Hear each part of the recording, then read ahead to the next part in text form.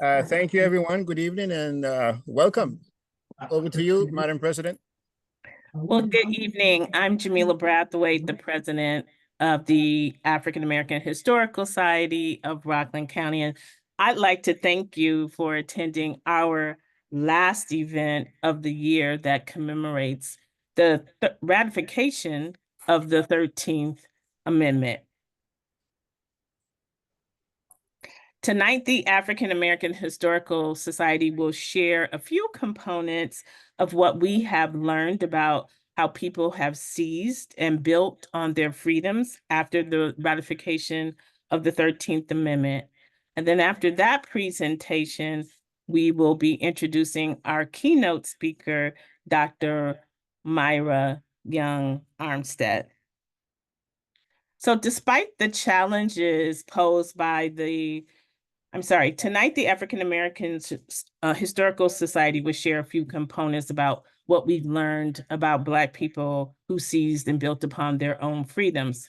But despite the challenges posed by the exception clause and systemic efforts to limit their progress, African Americans demonstrated extraordinary resilience and ingenuity. They established thriving communities, built institutions, and fought tirelessly for justice and equality. We will explore stories of courage and determination, highlighting how Black Americans not only resisted oppression, but also laid the foundation for future civil rights movements.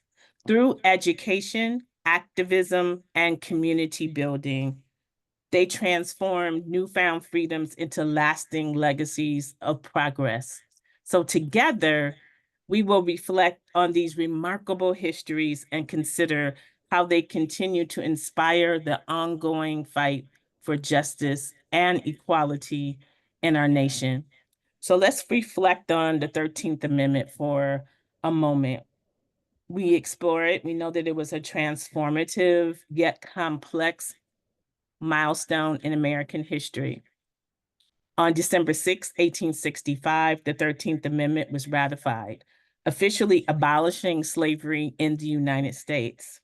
The monumental step declared that neither slavery nor involuntary servitude would exist in our nation.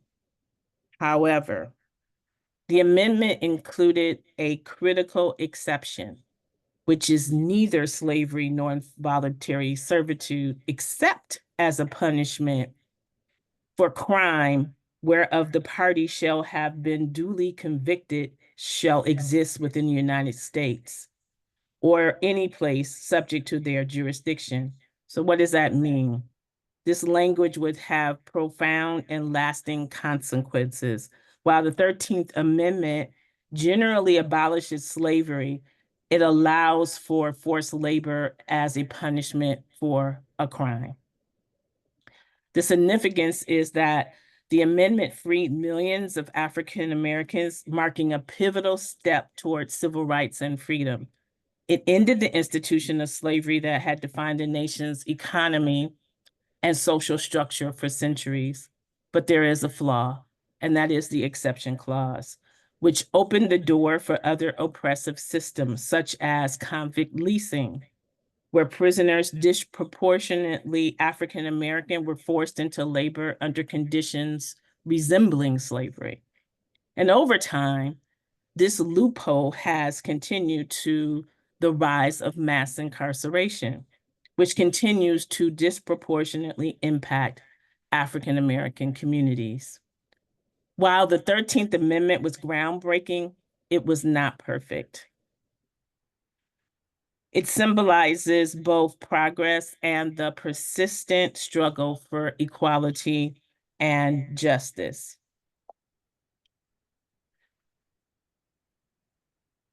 There we go. That's what I wanted you to see.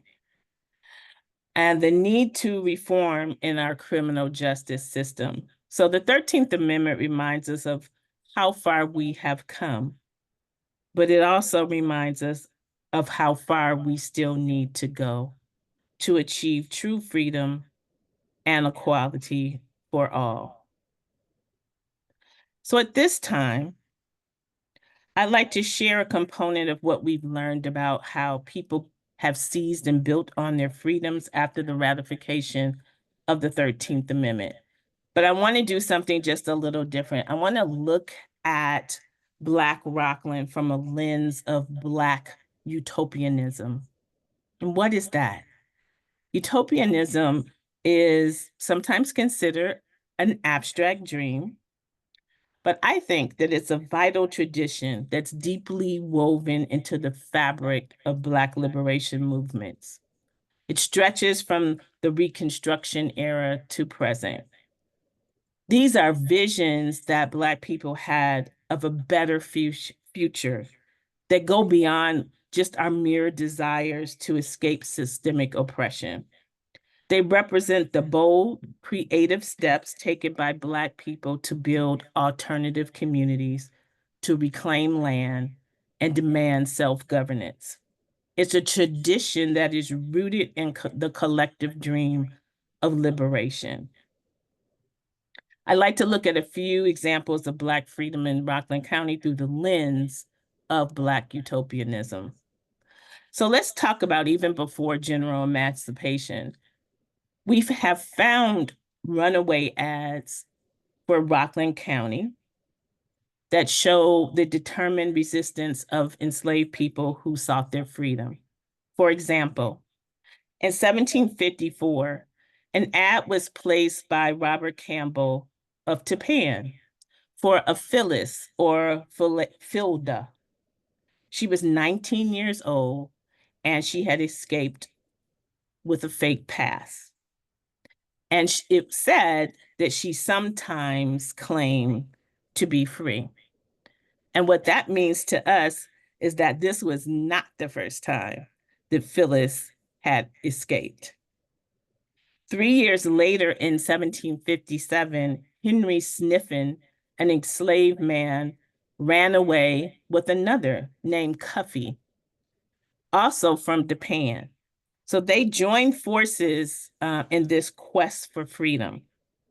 Finally, in 1766, Harry, an enslaved man near Clarkstown, took his own freedom into his hands by escaping. These ads underscore the resilience and the resourcefulness of enslaved people in their pursuit for liberty, even in the face of oppression. So now let's turn to the story of Skunk Hollow, New York, and New Jersey, depending upon who you ask. Skunk Hollow was a community existing on the border of Rockland County and Bergen County. It's another example of Black utopianism in action. So individuals, after being emancipated or purchasing their own freedom, formed as a group and came together to build a self-sustaining community around 1806. Here they built homes, farms, and a church, places where they could live on their own terms and carve out a future free from the oppression they had faced. The community of Skunk Hollow is a testament to the resilience and vision of those who, despite being denied full access to freedom in the larger society, found ways to create their own, forming a collective space for self-determination and the pursuit of well-being. Pictured here, we have Elizabeth and William Thompson.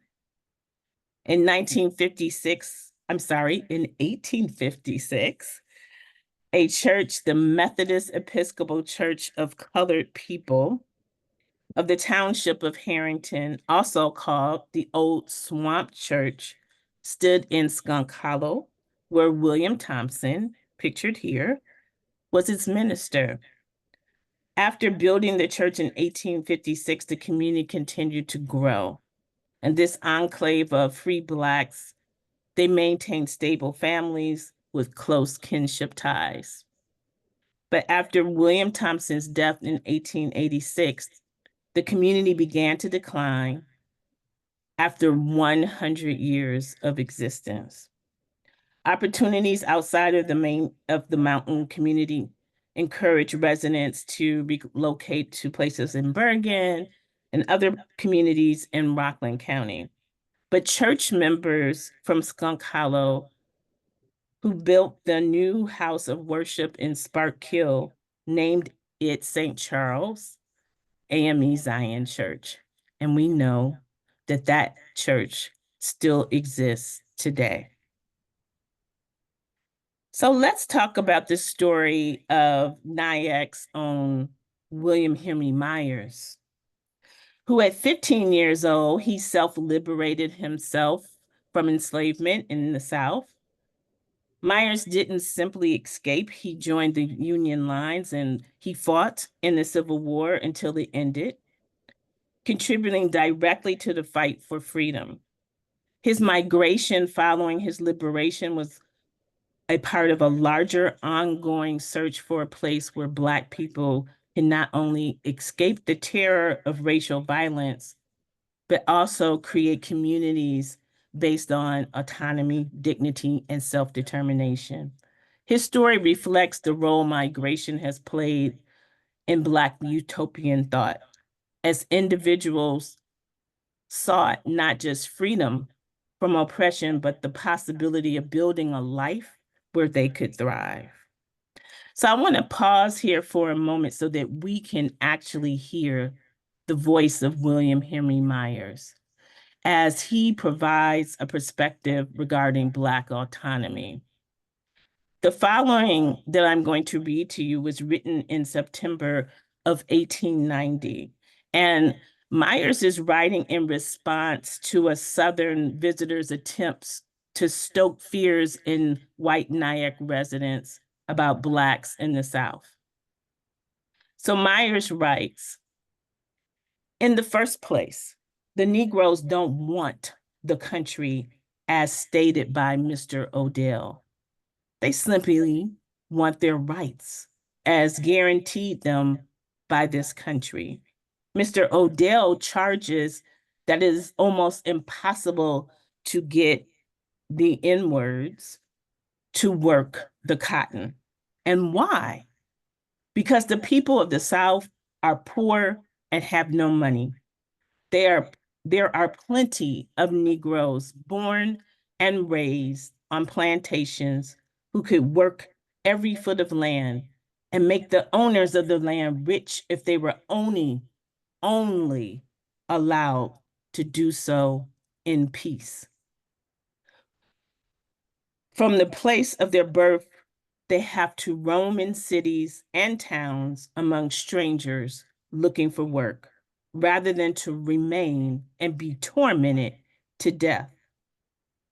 Having been a victim of Southern outrage myself, having been driven from the polls with a 7-shooter held too close to my head for comfort, for no offense that other than giving tickets to poor, ignorant Negroes and explaining them, I am anxious to testify as to what made me and thousands more lose all interest in politics while in the South.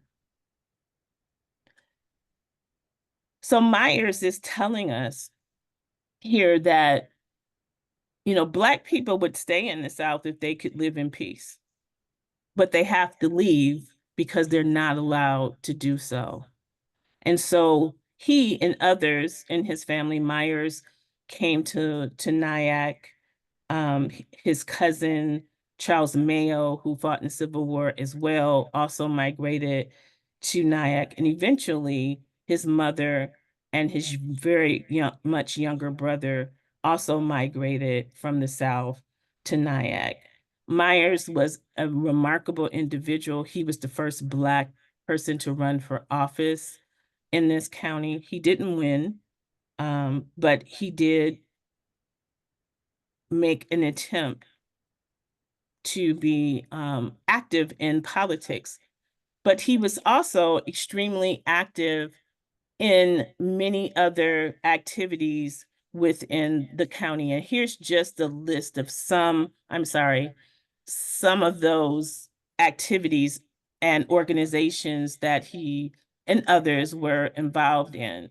Some of the other organizations like the Brook Chapel Church and the Log Chapel School and Brook School were in Hilburn and were not a part of the work that he did, but the St. Philip's African Methodist Episcopal Church, being a part of helping to organize the United Sisters in Friendship, the Household of Ruth, the Grand Army of the Republic Silliman Post, the Colored Republican Club, the High Cliff Lodge, Grand United Order of Odd Fellows, and the Africo American League were just a small portion of the institutions and organizations that Myers and others in the Black community, especially in Nyack, were involved in. And I would say that a lot of these organizations, some of them, yes, were associated with the churches in the area, but they were developed in order to support the Black community. Think about people at the time who you may have taken ill with a disease or a condition. How would you take care of your family? There was no insurance for you. If a member of your family passed away, how would you bury them? Because there was no insurance. And so these organizations raised money to try to support Black people in the community in a time of need. And so this community building that was often done through the churches was very, very important to the Black community. Another profound example comes from the Black and Indigenous people of Hilburn, New York, who in the late 1800s, around 1877, built a log chapel. Here it is, right on the other side. Sorry for that. A log cabin church that also became a day school. Their school became a symbol of their commitment to education and self-determination. While the community struggled, of course, economically, they understood education was a path to greater freedom and empowerment. The Brook Chapel Church in Hilburn also played a pivotal role in this vision, serving not only as a place of spiritual renewal, but was a hub of community building and social action. It was here that residents found strength in their faith and their unity, navigating the challenges of systemic racism while working to create a better future for themselves and others. Now here we have Byron Gunner, who was a graduate of Talladega College and Oberlin College. He moved his family to Hilburn, New York around 1907.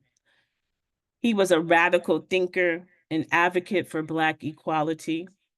He was also the pastor of the Brook Chapel, and he used his position to address national civil rights issues right from Hilburn.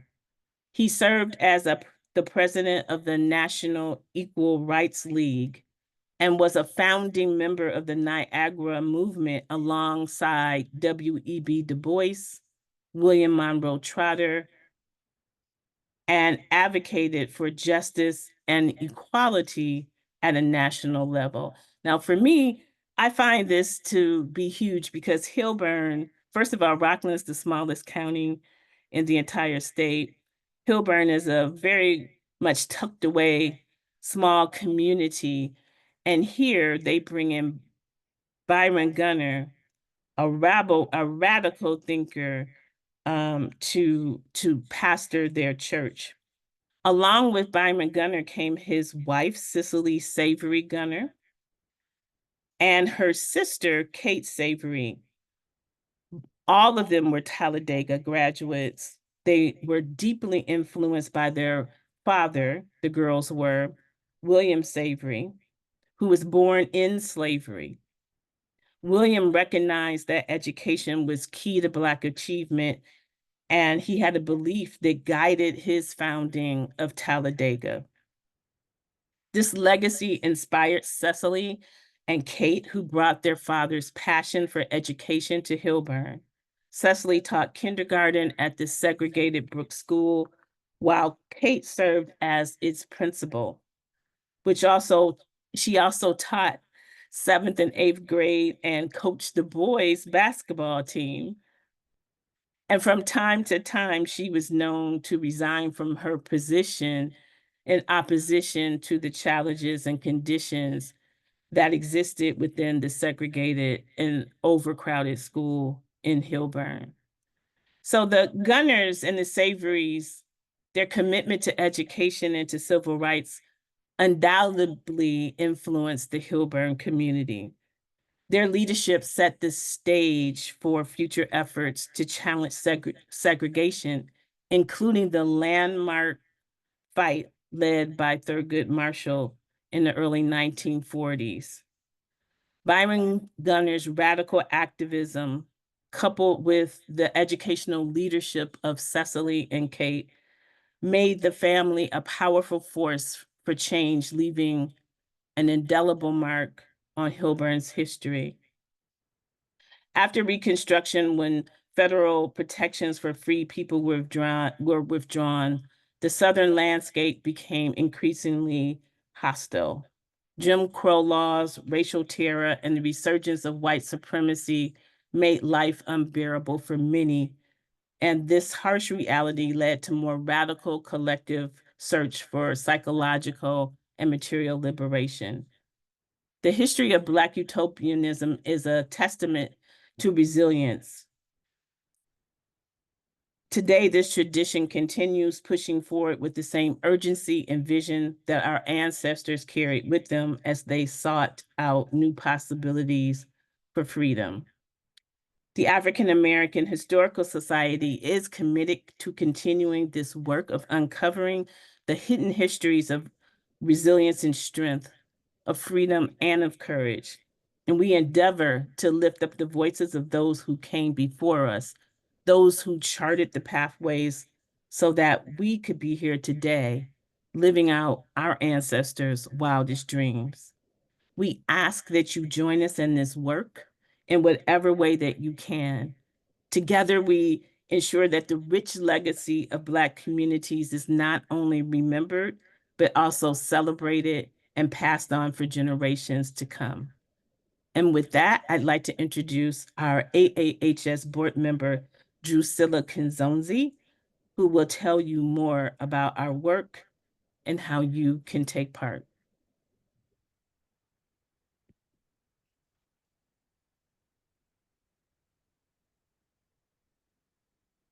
You're on mute.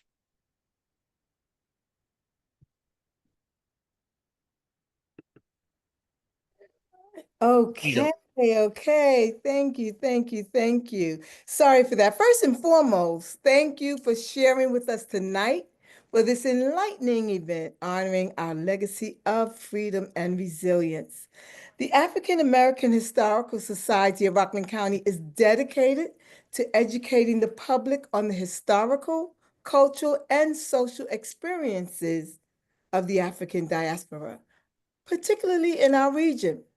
Our mission is to share and promote and preserve the rich history of people of African descent in Rockland County and the Lower Hudson Valley. So we invite you to join our mission. By becoming a member of the Society, you'll be supporting our ongoing research, public programming, identification of historical sites, and our efforts to expand our digital presence. And hopefully you will have gotten a chance to visit our website. Together, we can bring even more exciting programming to the Rockland community as we continue to shed light on the many untold stories of the African diaspora. So there are a few benefits to becoming a member. Number one, you will receive regular updates and information from AAHS, invitations to our events and initiatives, and also the great satisfaction of knowing that you are actively contributing to the preservation and promotion of African American history in Rockland County and beyond. We are a nonprofit 501c3 organization, and your membership will assist us in continuing this vital work. You might be asking, well, what does it take to become a member? General memberships are $25. For seniors, like myself, $10. And for our youth, only $15. So we have two options right now. You can renew your membership, your annual membership, and this is an annual renewal process. Or you can join today as a first-time partner. Your partnership will help us to preserve and share this important history with future generations.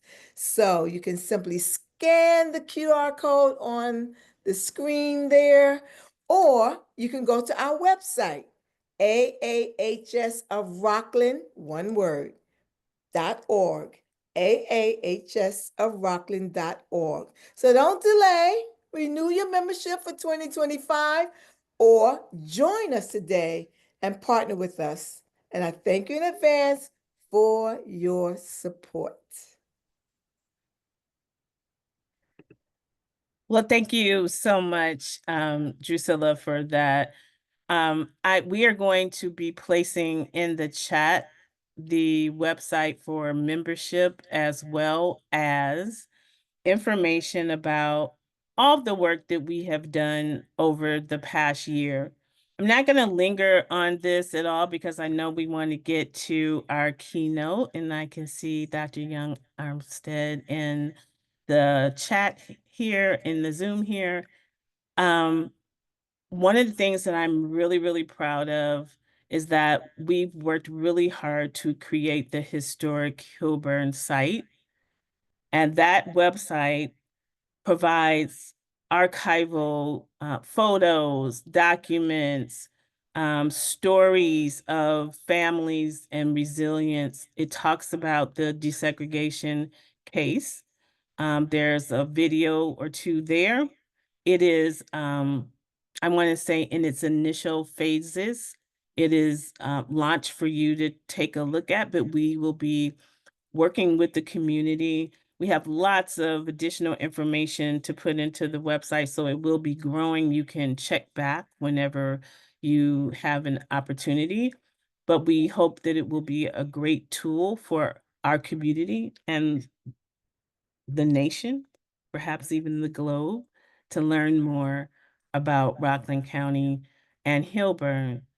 And we've had a multitude of events over this past year. I'm very excited about all of you, some of you that I've seen at other events. We've had events on Skunk Hollow. We had our historical marker dedication. We helped with that, working with the Piermont Historical Society, and placed that on September 29th of 2024. We had an event on October 24th at Rockland Community College with Dr. Chuck Steed on the African Village on Native Land. Just recently, on November 14th, we had a wonderful event at Nyack Library entitled The Legacy of Courage, The Life of William Henry Myers. Yes, and I just spoke about the historic Hilburn website. So it's been a very busy year. We're going to put the link in the chat to our newsletter that's online, and so you can read about all of those events. We look forward to our 2025 program and look forward to seeing you there virtually and in person. So stay tuned for more information.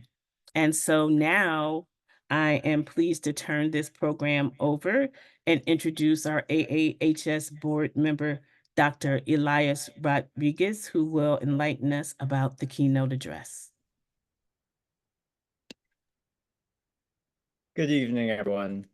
I'm so happy to be here, and thank you all for being here, and I'm beyond grateful to introduce Dr. Myra Young Armstead, our keynote speaker. Dr. Myra Young Armstead is the Vice President for Academic Inclusive Excellence and the Lyford Patterson Edwards and Helen Gray Edwards Professor of Historical Studies at Bard College, where she has taught broadly in U.S. history with a concentration in 19th century social and cultural history. She holds a master's in international relations with a concentration in African affairs and a bachelor's from Cornell University, and she holds a doctorate in history from the University of Chicago. Professor Armstead's books include Lord, Please Don't Take Me in August, African Americans in Newport and Saratoga Springs, 1870 to 1930, Mighty Change, Tall Within, Black Identity in the Hudson Valley, and Freedom's Gardener, James F. Brown, Horticulture and the Hudson Valley in Antebellum America. She is perhaps the preeminent historian of Black life in the Hudson Valley. Her many additional accomplishments include a National Endowment for the Humanities Fellowship and a Schomburg Center Scholar in Residence, a Frederick Douglass Award from the Association for the Study of Afro-American Life and History, and much more. I hope this gives you a brief sense of how lucky we are to hear Dr. Armstead speak. I want to ask as well, please think of questions for what I hope will be a vibrant Q&A that I am supposed to moderate. And if you don't think of questions, then I'm just going to have to ask them all. Now, thank you so much, Dr. Armstead, for agreeing to be here. Everyone here, please join me in welcoming Dr. Myra Young Armstead. Well, thank you all for your interest in my work. Thank you, Dr. Rodriguez. You're at Sarah Lawrence, right? I did a little research on you, so I'm really honored that you thought of me. I'm also delighted to know, because I didn't know, that there was an African American Historical Society in Rockland County. Now I know. I do want to say before I start that my ears perked up when you mentioned Byron Gunner, because in my first book, which was this comparative study of the Black communities of Newport and Saratoga, Byron Gunner was indeed an activist in Newport, which had a very interesting profile of activists in the late 19th century. He was a pastor of the Congregational Church, a Union Congregational Church, with a very broad agenda. It wasn't just spiritual. So it was fascinating to me to know that he went on to Rockland County. So thank you for that. Okay, I am going to share my screen, and just give me a minute to do that and get us into play from start slideshow. Okay, and so in my profession, history, and certainly among specialists in American history, there's been a lot of gearing up for the past 5 years, anticipating the upcoming 250th anniversary of the Declaration of Independence. And we can talk about some of the politics around that. I have been involved in my own research over the past, oh my gosh, since 2019 in one way or another with that. In public history projects as a consultant or lead historian, and then in just scholarly work of my own, traditional academic projects. Now, certainly the American Revolution was a watershed event, with America's victory over England, a relatively new kind of political community called the nation state, was validated. It wasn't the first one, but it was validated. The citizen, rather than the subject, was confirmed as a new kind of political actor. And the idea of natural rights, which governments are obligated to protect as a set of benefits inherent to individuals, was established. The naming of these rights, life, liberty, and the pursuit of happiness, are probably what we remember the most from the Declaration of Independence.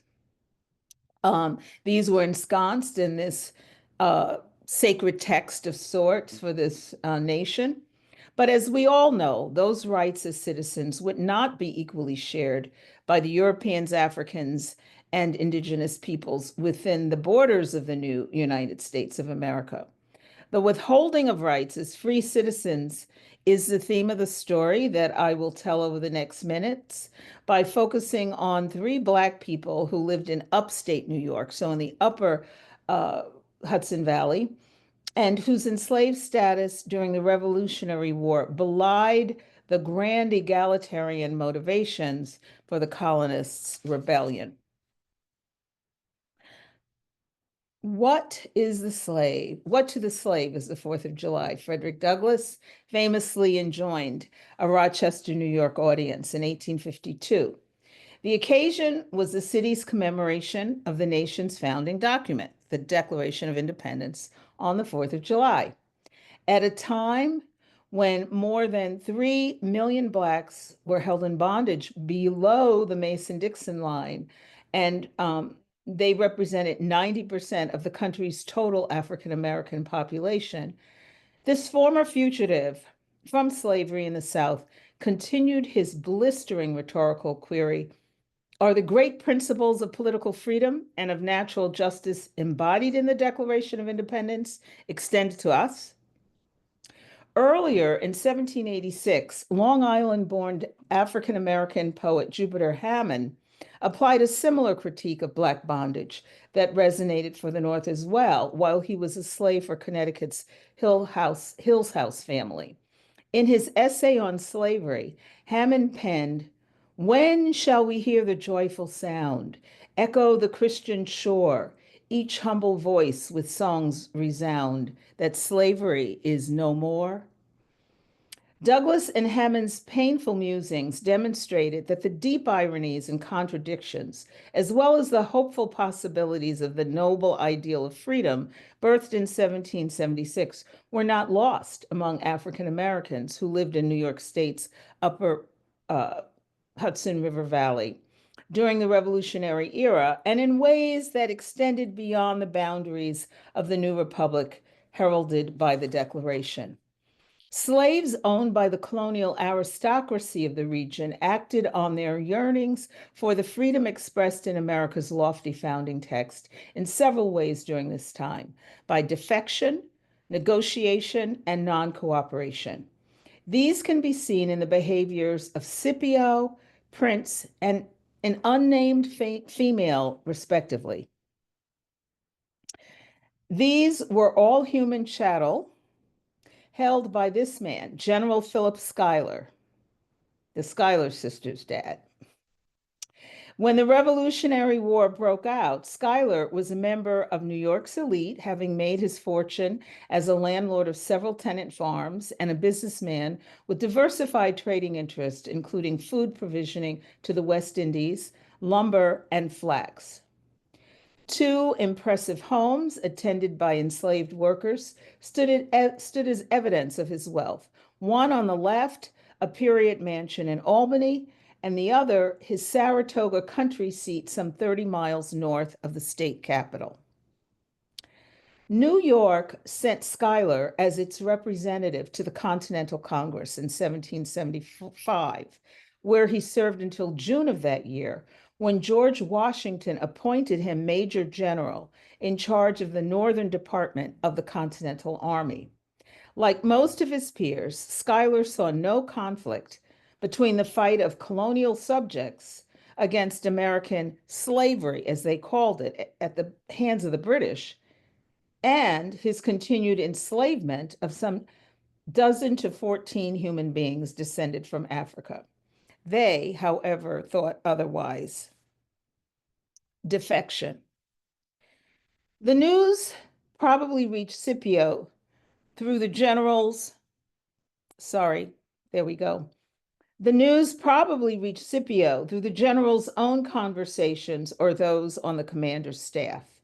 5 months after Schuyler became the head of the Northern Department of Patriot Armed Forces in 1775, the British governor of Virginia, Lord Dunmore, issued a proclamation promising freedom to slaves who fled their rebellious owners for British lines.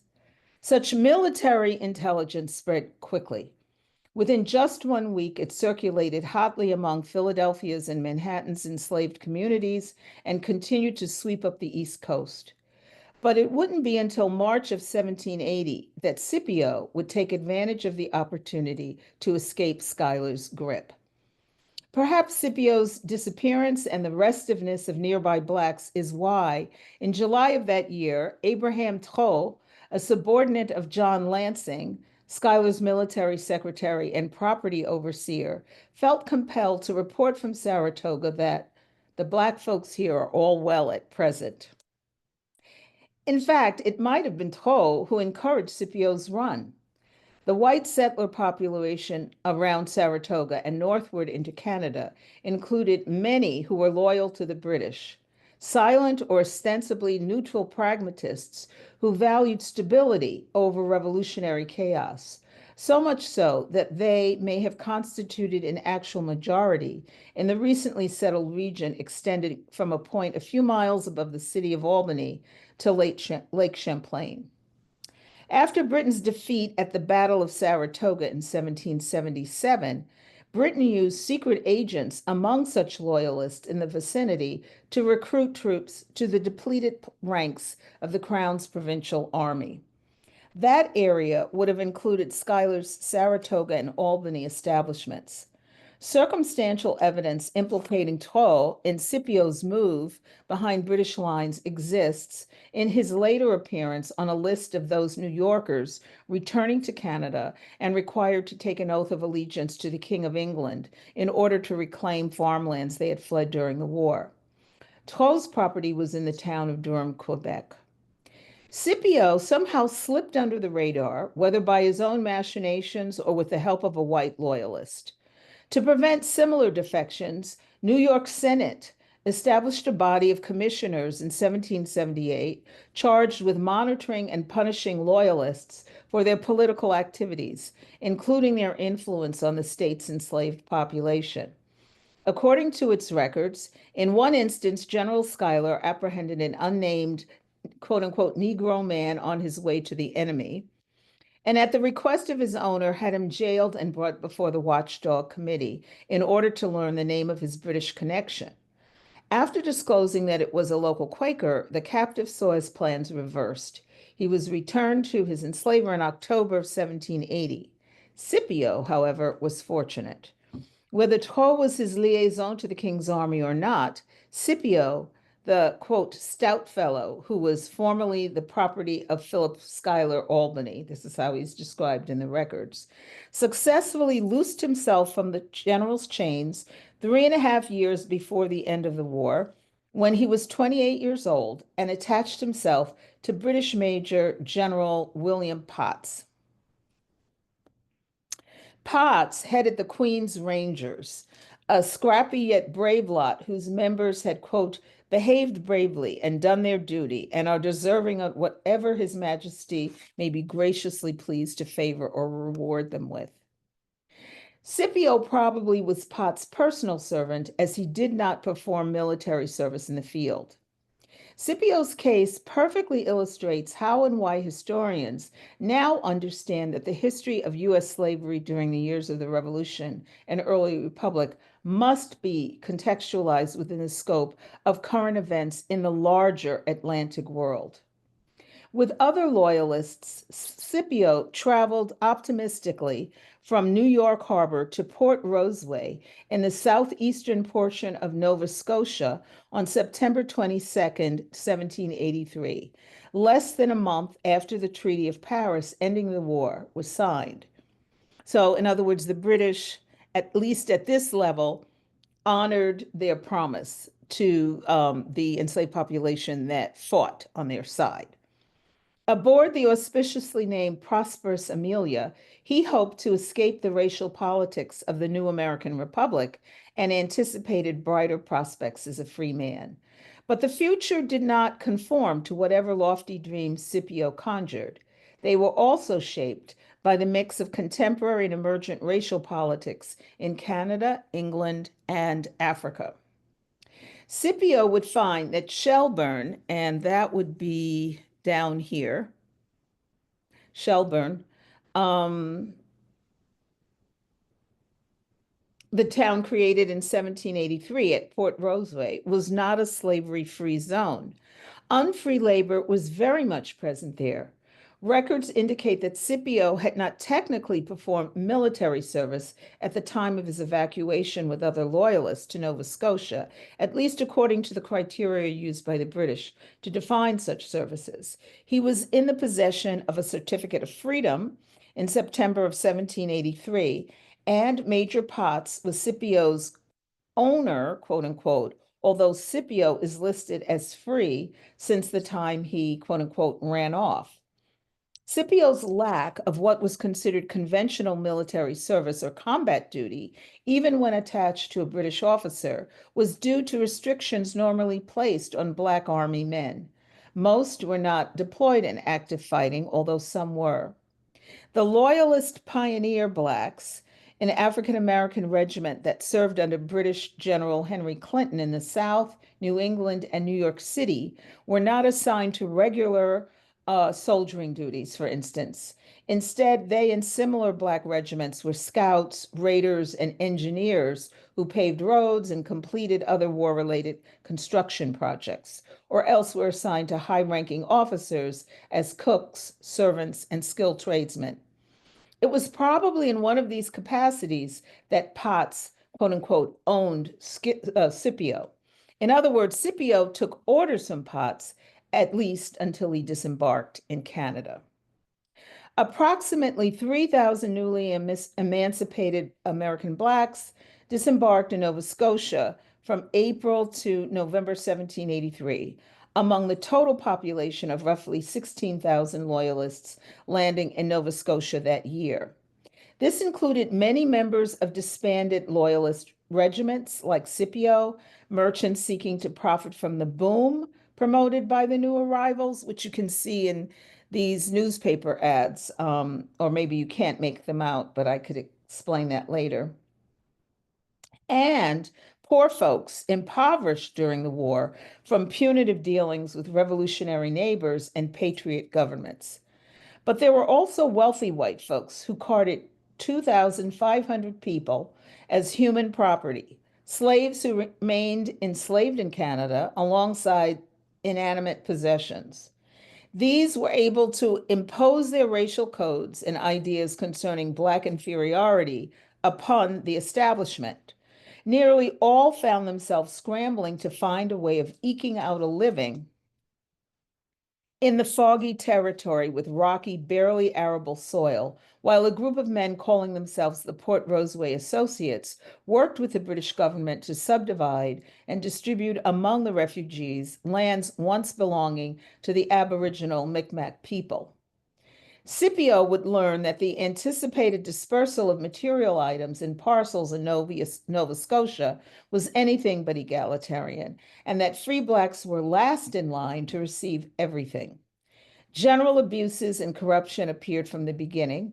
The settlers all complained that food provisions of pork and flour for the first 6 months, promised by the Crown, were infrequent, irregular, spoiled, and inedible.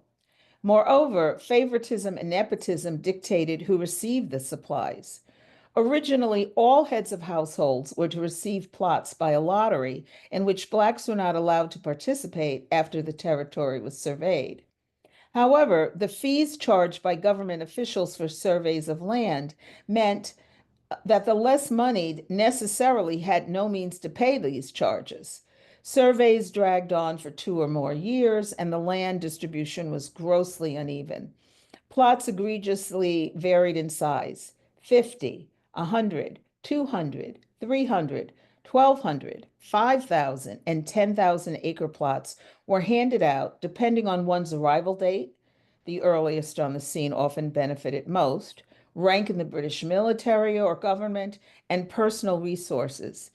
In the meanwhile, many without means felt forced to indenture themselves to others for 5 years for the sake of survival, or become sharecroppers for the privileged settlers who were among the first to acquire land.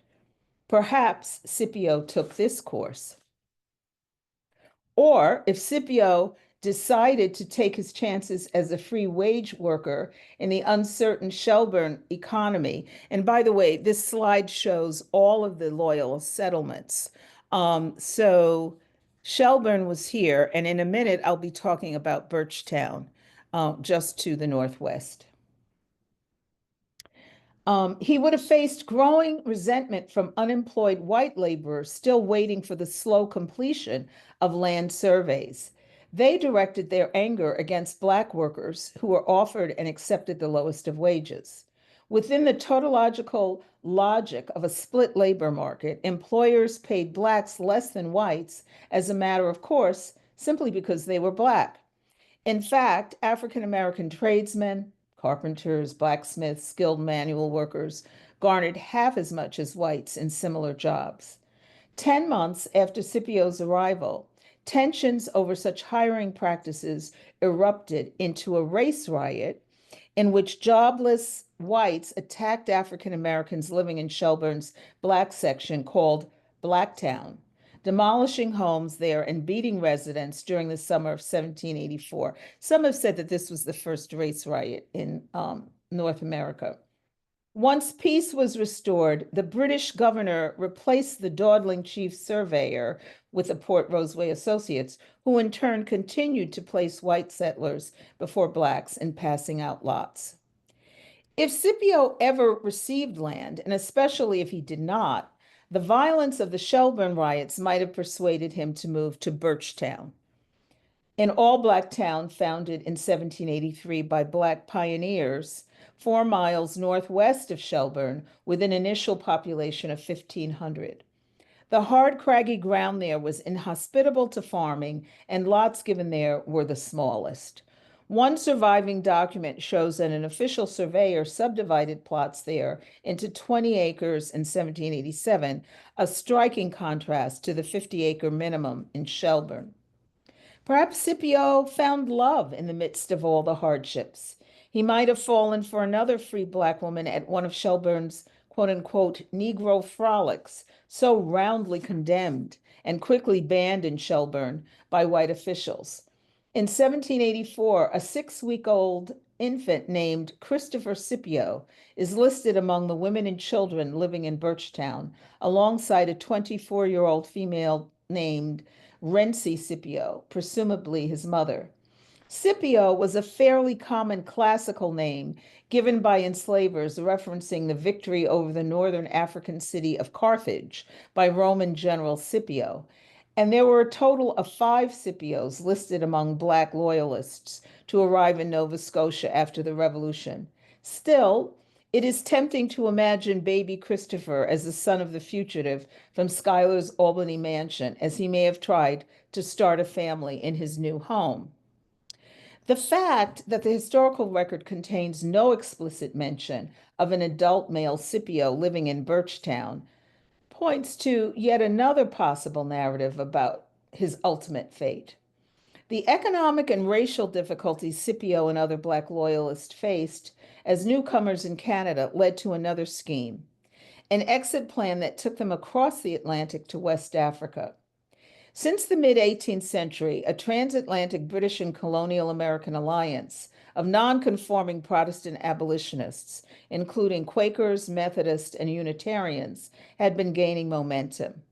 Their efforts were galvanized by the confirmation of the free status of a runaway slave in London by the English court in the 1772 Somerset case. In that ruling, the Lord Chief Justice invalidated the enslavers' plan to reclaim an escapee and relocate him to Jamaica. John Clarkson was among Britain's leading anti-slavery advocates. Under the influence of his co-abolitionist older brother, Thomas Clarkson, John emerged as a proponent of resettling 1,200 Black loyalists from Canada, along with the quote-unquote Black poor in England, to Sierra Leone. The abolitionists' hope was that the availability of land on the southern continent for the Black settlers would facilitate their successful economic adjustment in an imagined homeland. If in fact Scipio moved from Albany to New York City, to Shelburne, to Birchtown, and finally to Freetown in Sierra Leone, he consistently confronted racialized obstacles to freedom across the Atlantic world in the Revolutionary era. By the design of whites, even sympathetic whites, the successful relocation schemes outside of the new United States made Black settlers seeking egalitarian treatment ever more immediately complicit with the displacement of peoples of color in Africa, as well as in the Canadian Maritimes. So these are just some more slides that illustrate the Loyalists' movements. The first slide on the left just shows the relocation of Loyalists during the war. So some did go south as well as to England during the war. After the war, you see the movement, the thickest arrows up to Nova Scotia. And then you see after the war, this would be Scipio's case, people being relocated from the West Indies and from New York up to Nova Scotia, and then another movement from Nova Scotia over to West Africa, which is Sierra Leone. Okay, so now we're going on to another case. That was defection. This is negotiation.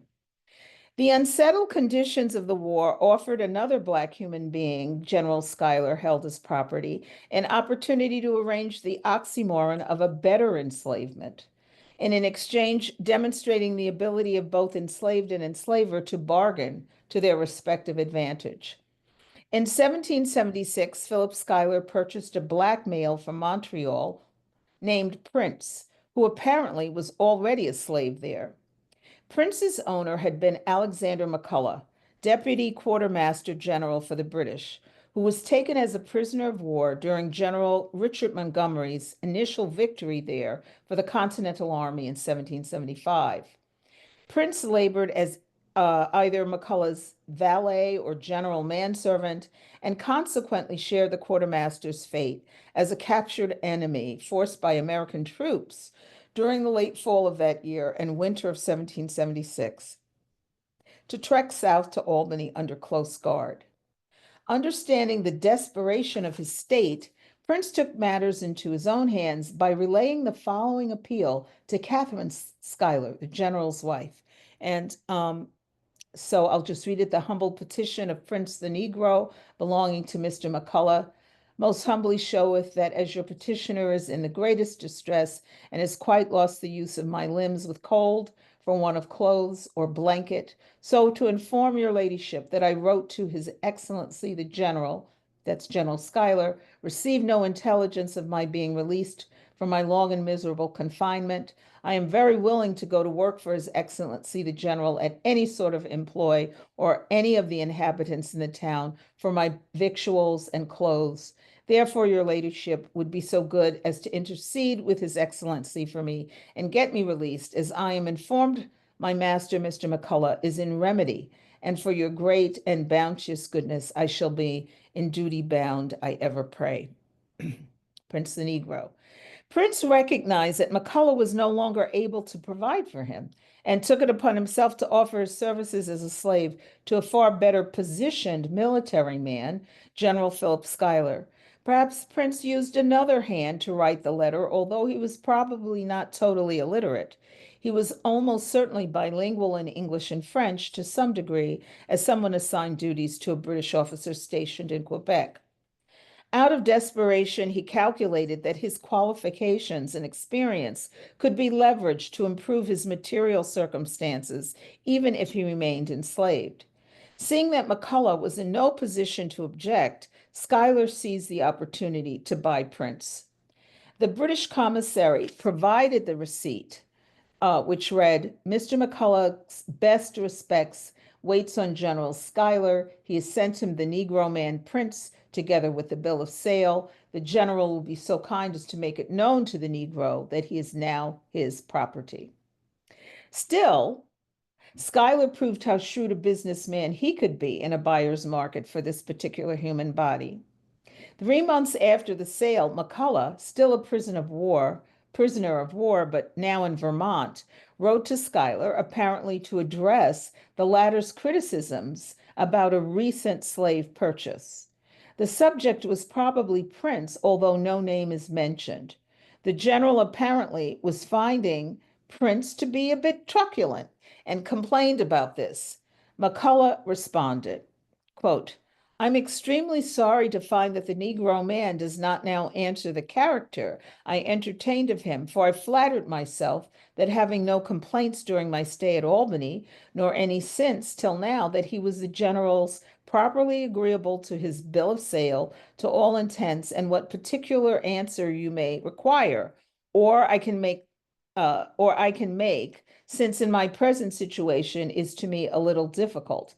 But in the meantime, let General Schuyler keep the Negro until my releasement, which I hope will be soon, and I shall make him an abatement in his price, or take the Negro to myself if the general still persists. So McCullough is saying, I'll take him back, or, I will return some of the money that you paid. In the end, the general gained the advantage because Prince remained in Schuyler's service, while Schuyler apparently received a rebate on the deal. Still, the larger point is that Prince exploited the advances and reversals of the Revolutionary War battlefront by correctly reasoning that his background as a personal servant could open the door to a new position, a more comfortable position. Even though he remained enslaved, Prince wrested for himself from Schuyler better material advantages and greater physical distance from combat lines. So the third and final type of agency is sort of counterintuitively non-cooperation. So we're talking about non-cooperation now. The historical record leaves little from which to conjecture the thinking of an unnamed enslaved woman traded away for a carpet by one of Schuyler's military emissaries in Montreal in early 1775. Unlike Prince, she left behind no letter to reveal her thoughts, nor, as in Scipio's case, did she appear in any official enumerations.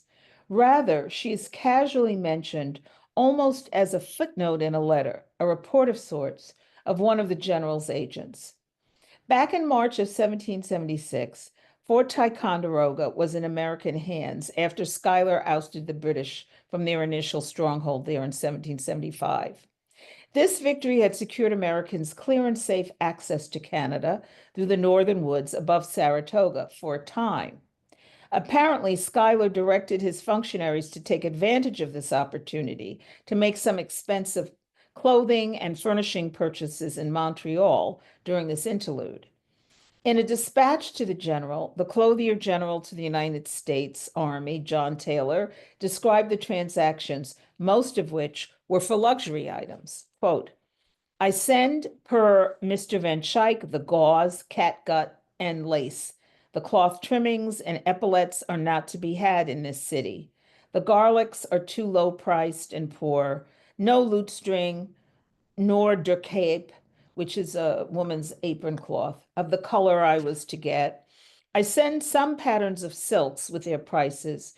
Should any of them suit, they may be had at this place. I suppose Mr. Van Vechten had delivered the two carpets. The one cost $22, the other $14.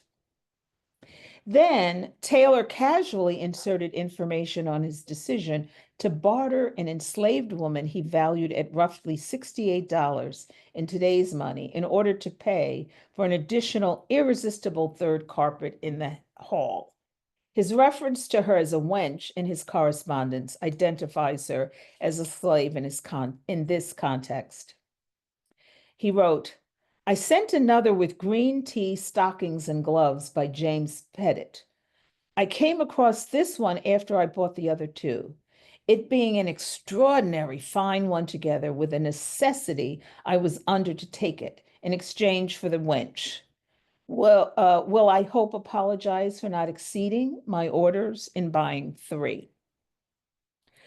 Who was this woman whose status allowed her to be traded so crassly? Who had been her owner?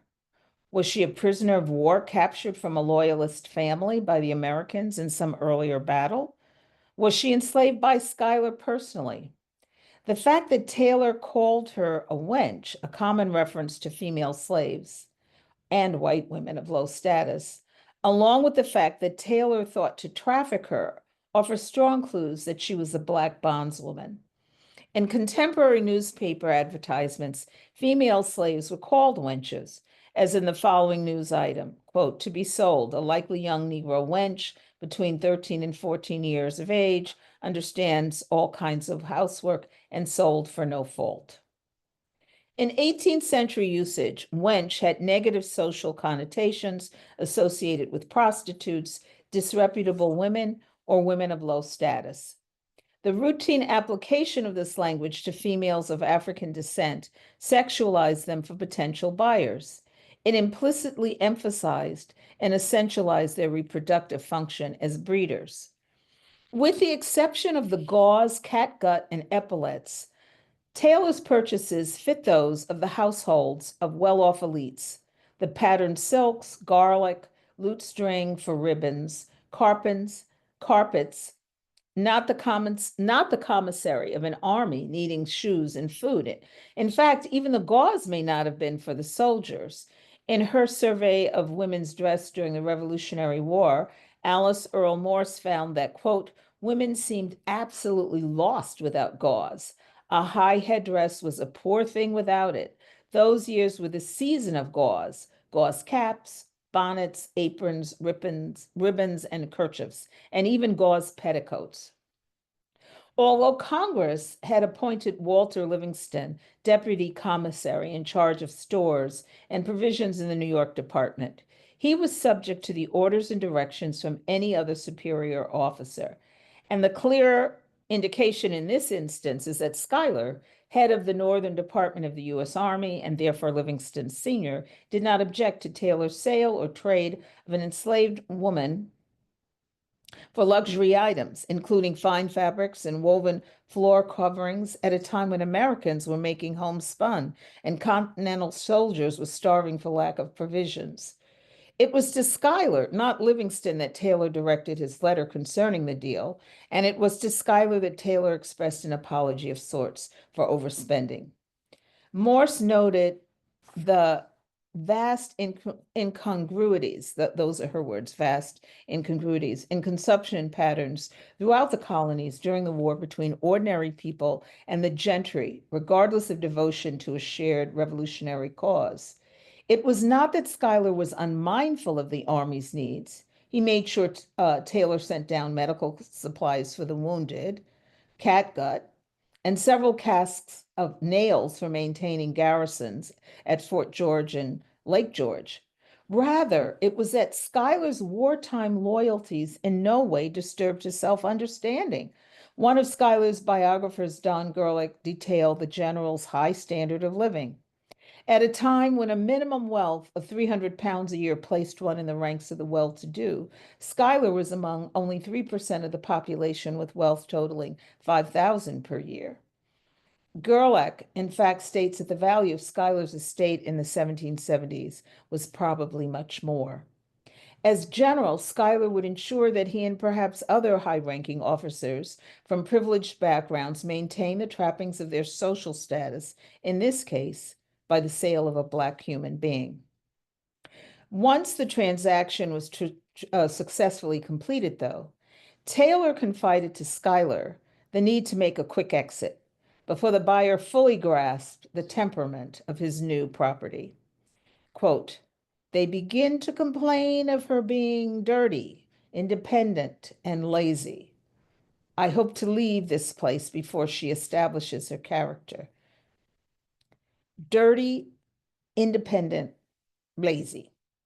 One can begin to imagine any number of reasons for these attributes in an enslaved woman. These are marks of depression. They are signs that their bearer has lost interest in life so completely that she cannot bring herself to bathe, take in outside communications, or complete tasks. Perhaps she had lost a child to disease or suffered a late miscarriage. Maybe she had not healed psychologically from the trauma of seeing her toddler paired with a white child who lived too far away. And I can answer questions about the pairings that took place at this time. The coupling of Black children as life servants with enslavers' children of a similar age was practiced regularly throughout the Hudson Valley by families of great means. Anne McVicker Grant, a British observer of late 18th century life in Albany County, described the pairing process as a gifting ceremony on the first day of January after the enslaved child's third birthday. She elaborated on the ritual, quote, "When a Negro woman's child attained the age of 3 years, the first New Year's Day after it was solemnly presented to a son or daughter, or other young relative of the family who was of the same sex with the child so presented, the child to whom the young Negro was given immediately presented it with some piece of money and a pair of shoes." Grant simply interpreted the custom as a seal of, quote, "the strongest attachment that grew between the domestic and the destined owner," end quote, from that day forward. But this ceremony was not about an exchange of warm, fuzzy feelings, despite appearances. It was more than a touching social custom. In a very direct way, the transaction marked Black bodies for a lifetime of involuntary labor and rewarded them for submission to white authority. The supposed congeniality of these pairings belied the racialized set of distinctions that characterized enslavement. Through these couplings, the life of one Black child was sealed in permanent subservience to a white peer. Any enslaved mother, possibly like the unnamed Black woman handed over in Montreal, would naturally miss a child removed to a household other than her own as a result of such perverse giftings. Perhaps this woman bore the pain of having a nearby lover sold to Jamaica, which was the worst solution to a slave's recalcitrance in the colonial North, according to Grant. Perhaps against her will, like the purported favorite Negro woman who Grant claimed bore a mulatto named Chalk by an unnamed Schuyler, she had been forced to be a reluctant consort of a powerful white officer and had become inconsolable and unreachable as a consequence. Perhaps she followed the Continental Army as a cook, laundress, or wife of a Black rebel whose husband died in service. The behaviors of the unnamed woman are also indicators of a settled hardness, bitterness. Any woman, enslaved or free, white or Black, who had experienced these imagined tragedies might exhibit her personality profile.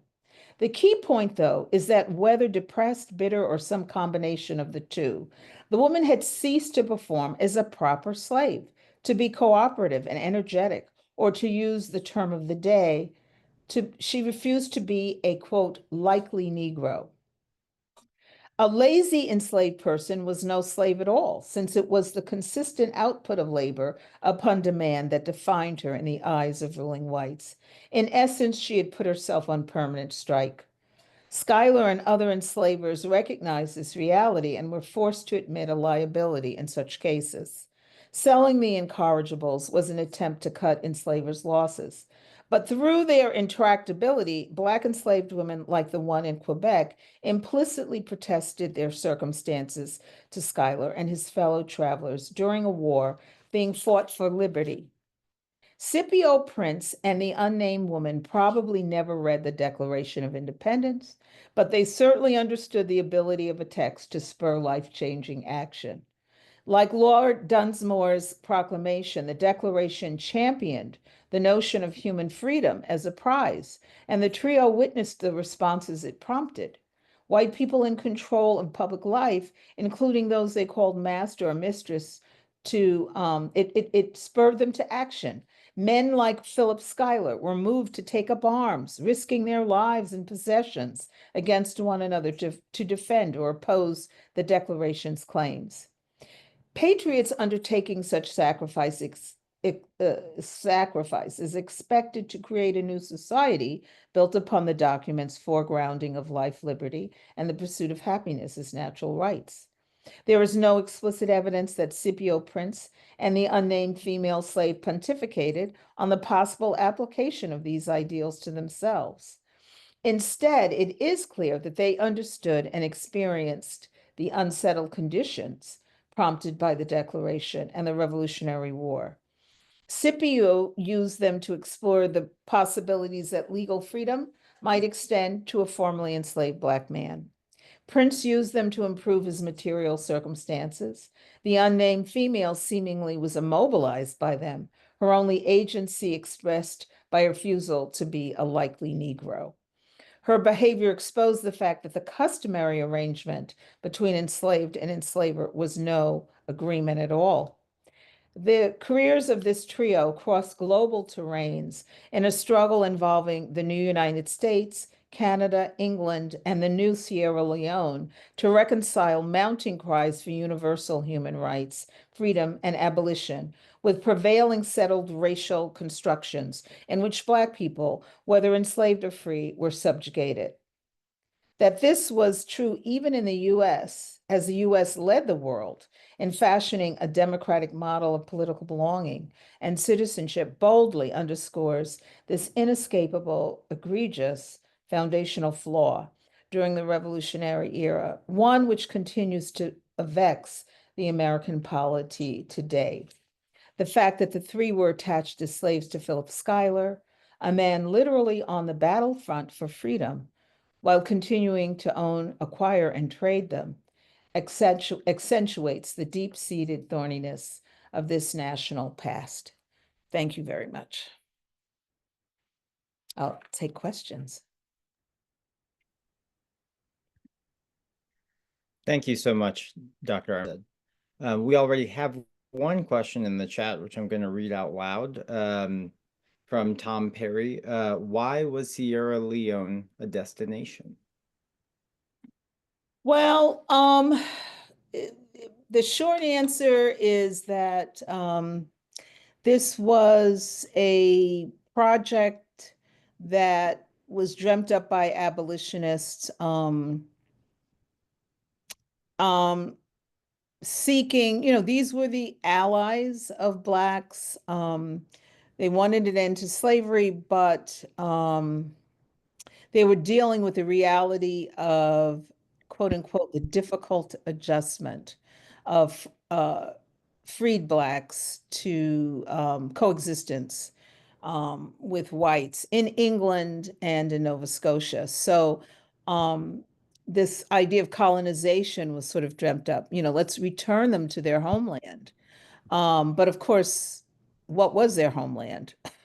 So in negotiations with France, this part of West Africa was acquired by the British, and this became the destination of people from loyalist, and the Black poor in London. So why Sierra Leone? I mean, if you're saying that doesn't make sense, I would agree with you. But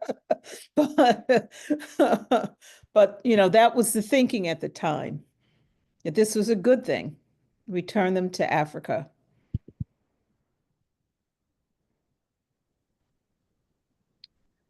Thank you again. Just a reminder, we're open for questions. And if you don't ask one, I'll be forced to make one. Here we go. From Chris Sampson. To what extent, if any, was Lincoln's Emancipation Proclamation informed by Dunmore's proclamation? Was it directly informed? I wouldn't say that it was directly informed, but there were parallel considerations. So one would think that during the Revolutionary War, the Continental Army would have followed up the British proclamation immediately. But that didn't happen. Washington was extremely reluctant to offer a similar deal to African Americans. And what happened was that individual states over time began to permit slaves to fight in exchange for freedom until it became the policy. Washington's reluctance had to do with his concern for the economic welfare of many patriots after the war.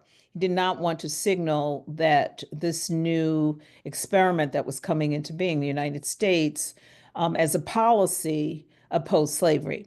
Similarly, Lincoln, as we all recall, in the beginning, in his first administration, did not see the Civil War as a war to end slavery. He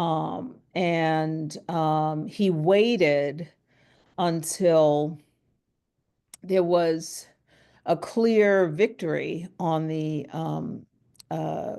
Yankee side, the Union side, to issue the Emancipation Proclamation.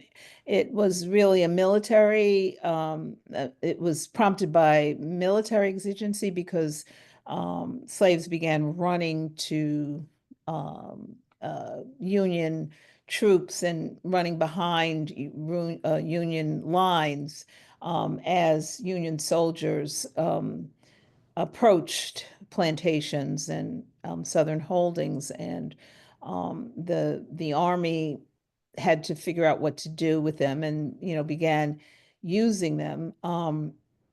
So it was in September of 1862 that Lincoln actually penned the Emancipation Proclamation, but with intent.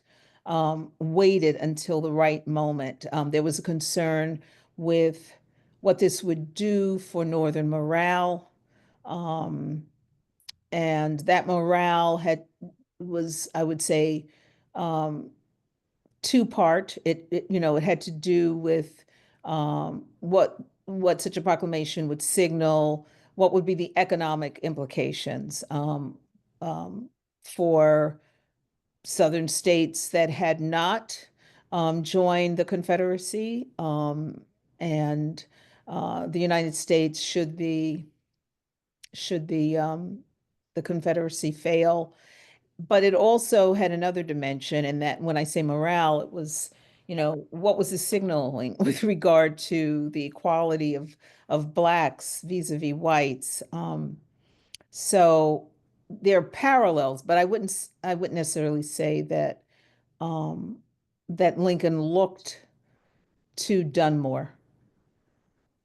Because there was a lot of lobbying. Frederick Douglass, there was a lot of criticism from Black abolitionists for the failure of the Union Army to readily employ Black soldiers and to emancipate. So he was under pressure, and but there were parallels, I would say. Thank you. Jamila, do we have time for one more answer? All right, we have two questions, both about the unnamed woman that seem central. So I wanted to ask those. One from Karen Martin.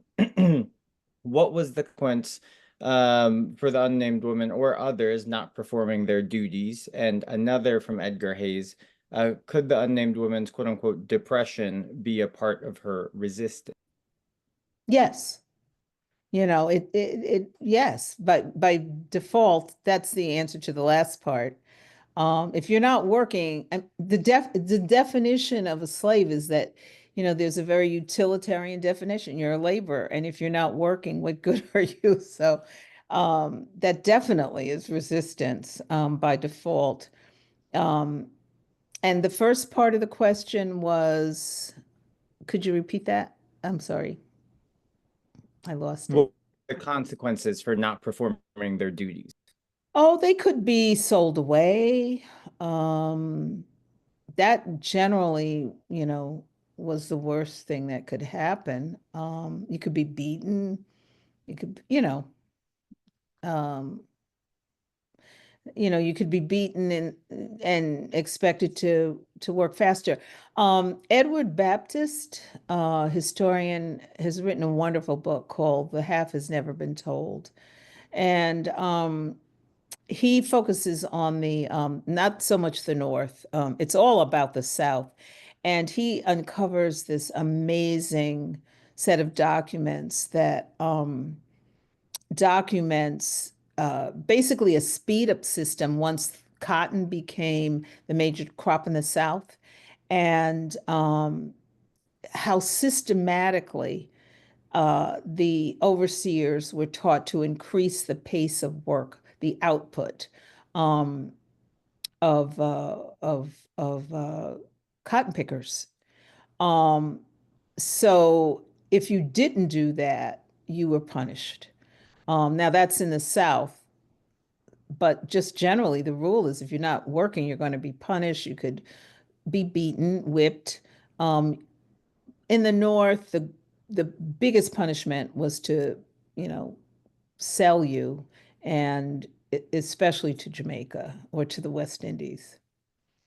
And in the Hudson Valley, the big landowners had very strong ties to the West Indies. Um, you know, that's where they made their money. They sold everything to the Caribbean.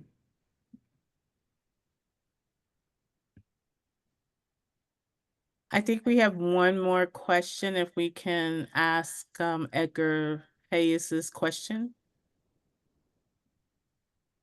Yeah, one more from Edgar Hayes. Can you briefly talk about what January 1st meant to enslaved people? Oh, okay. So I kind of gave you a condensed version of that, but don't know where this came from. You know, it might be interesting to look at the Dutch side of this, but there was a tradition in the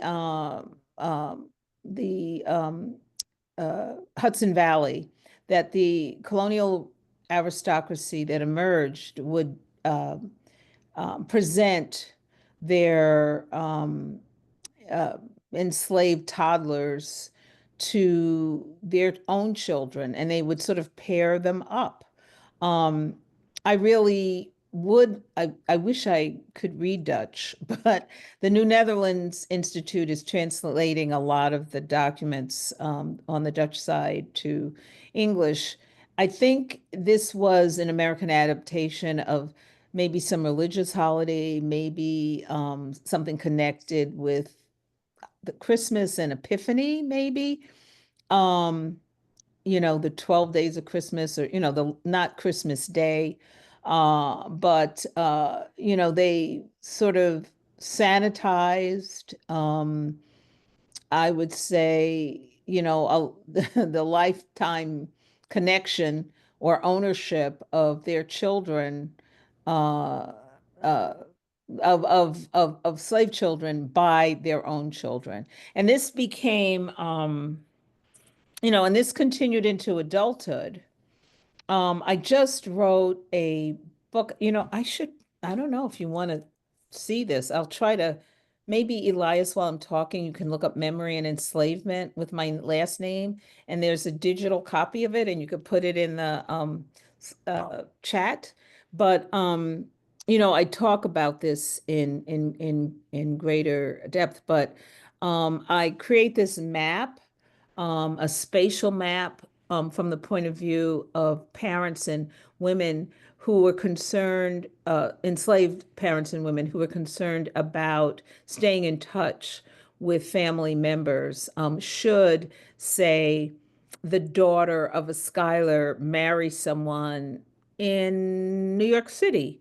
Well, the Schuylers had connections there, but you would want, if they were going to, you know, marry someone, that they might marry someone in Albany, because then that meant you would see your daughter, you would see your child. And I have this map of expanding concentric circles, and they sort of correspond to circles of pain. um, but you know, there's a kind of celebration and a I don't know, sort of a pride that the colonial aristocracy took in this. They saw it as a, you know, a bond, a formalization of a bond between the Kitchen family and the owning family. And what I want to do is point out that it was not that from the point of view of the what was called the kitchen family, the enslaved family.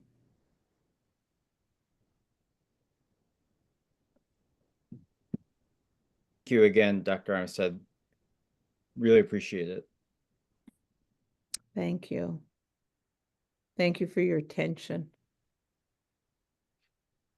Everyone, President? please give a round of applause to Dr. Myra Young Armstead. Thank you so much for taking the time to be with us this evening. I want to thank all of you for attending the Stories of Resistance and Freedom event.